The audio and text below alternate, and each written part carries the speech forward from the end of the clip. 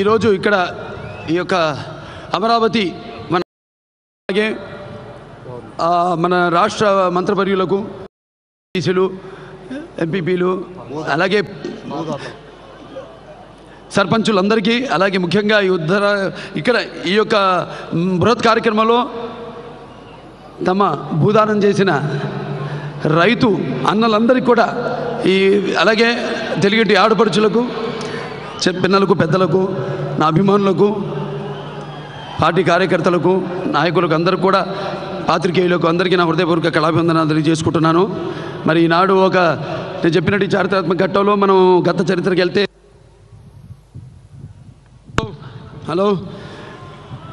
అలనాడు మన గడ్డ నడిబొడ్డున ఉన్న నాగార్జున విశ్వవిద్యాలయంలో విదేశాల నుంచి విద్యార్థులను రప్పించి పోషించి విద్యాదానం చేశాం. రామప్ప దేవాలయంలో నీళ్లపైన రాళ్లను తేలించి అపూర్వ శిల్ప కల్పనా చాతుర్యం చూపించాం. అమరావతి గుళ్ళలో బౌద్ధ వాంగ్మయానికి ప్రాణప్రతిష్ఠ చేశాం. సింహపురి మధ్యపురి ఓడల నుంచి ఖండాంతరాలతో వ్యాపారాలు సాగించాం. ఓరుగల్లు కోటలో సామగరిడిలో కాకలు తేరిన మేటి పోటీ జగజ్జట్టులను తయారు చేసి దేశాలకు పంపించాం. అటువంటి ఎంతో ఘన చరిత్ర కల మన ఈ యొక్క తెలుగు జాతి తెలుగు గడ్డ, అటువంటి ఈ గడ్డలో ఈనాడు రాష్ట్రాలు విడిపోయినాయి, 2 రాష్ట్రాలకు ఏర్పడింది. ఈరోజు ఇక్కడ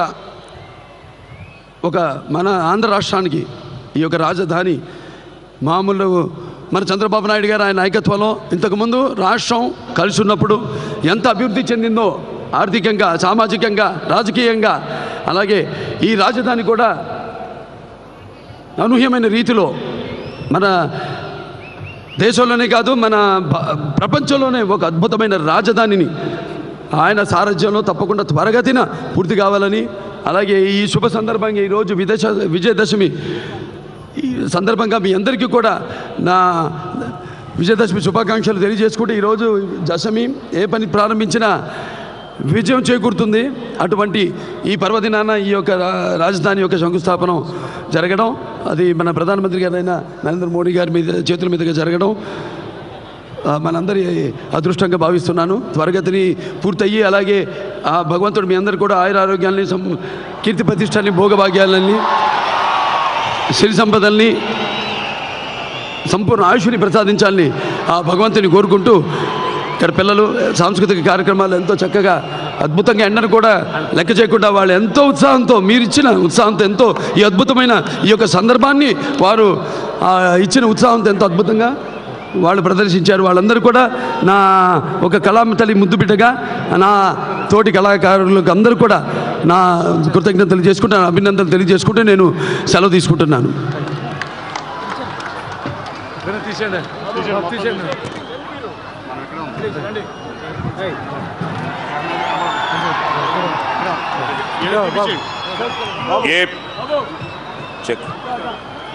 ఏ పేరు దేశభక్తికి ప్రతిబింబము, ఏ పేరు దేశభక్తికి ప్రతిబింబము, ఏ పేరు భారతీయ ఆత్మకు ప్రతిరూపము, ఏ పేరు కాశ్మీరు నుండి కన్యాకుమారి వరకు సమస్త భారతీయుల హృదయ నాదము, ఏ పేరు దేశ విదేశాలలో భారతీయత దివ్య సందేశాన్ని ప్రతిబింబిస్తోందో, ఏ పేరు నవీన భారత నిర్మాణానికి అంకితమై నిలుస్తోందో, ఏ పేరు నిరుపేద భారతీయుడి ఆశా దీపమో, ఏ పేరు శక్తి, సహనం, ధైర్యం, వీరత్వం, శూరత్వం భారతీయతకు ప్రతీకగా నిలుస్తోందో ఆ పేరే మోదీ, నరేంద్ర మోదీ.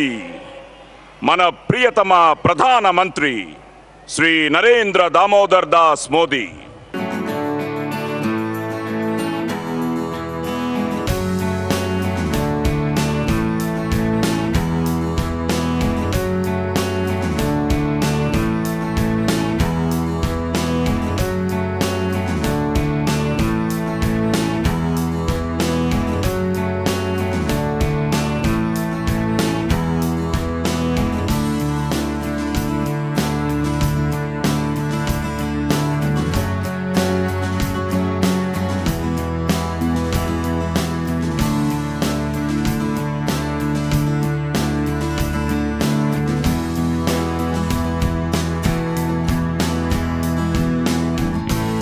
सीमा पर उधर पाकिस्तान की शत्रु बुद्धि का और इधर चीन के विस्तार बुद्धि का सामना करना पड़ रहा है।